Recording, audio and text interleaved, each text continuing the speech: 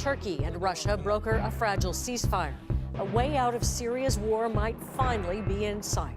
But Syrians here are wary. No one has hope, they said. It doesn't work. On the menu in Ontario, compulsory calorie counts. I was surprised to see that a burger was 1,500 calories. But will it actually take a bite out of obesity rates?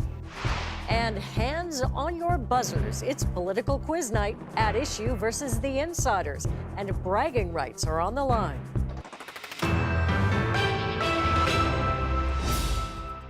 The icy relationship between the U.S. and Russia has long been a war of cold words. But today, an explosive move. The Obama administration went on the offensive, booting out dozens of Russian officials from the United States and slapping sanctions on others, including some top members of Russian intelligence. A new diplomatic divide, even as the Kremlin prepares for a friendlier White House in just a few weeks.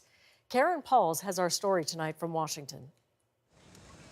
In an unprecedented move, Washington is taking steps against Russia for meddling in the U.S. election based on evidence supplied by both the FBI and the CIA. In a letter released this afternoon, the White House says these data theft and disclosure activities could only have been directed by the highest levels of the Russian government. The president wanted today is to make sure that Russia knew that we weren't going to accept their interfering in our elections. 35 Russian officials are being kicked out of the embassy in Washington and the consulate in San Francisco. They have 72 hours to comply. There were also sanctions against Russian intelligence agencies, including specific hackers on the FBI's most wanted list.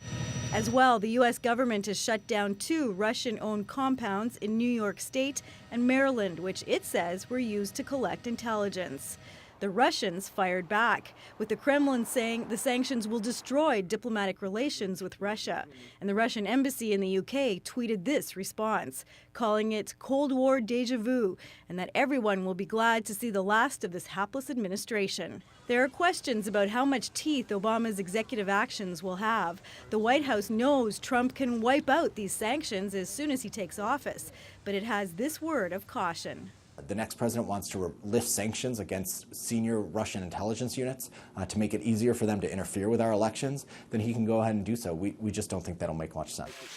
Trump has said repeatedly he's skeptical Russia interfered with this election and that it's all an attempt to discredit his victory. He was asked about possible sanctions Wednesday night following a meeting with boxing promoter Don King. I think we ought to get on with our lives. I think that computers have complicated lives very greatly. The whole age of computer has made it where nobody knows exactly what's going on. Trump released a statement tonight saying that he'll meet next week with intelligence officials to get an update. But it's clear right now Russian-U.S. relations are the lowest they've been in years. Diana? Thanks, Karen. Karen Pauls in Washington.